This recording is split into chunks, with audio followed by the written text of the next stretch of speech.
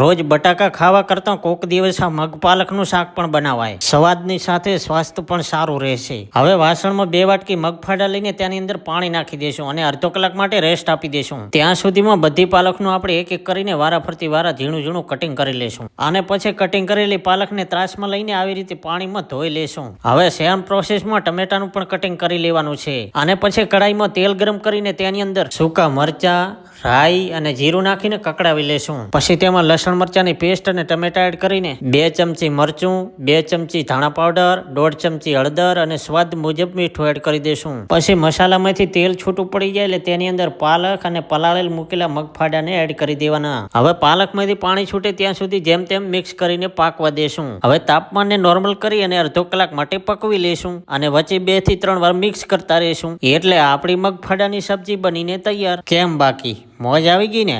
હવે જરા ફોલો કરી લેજો.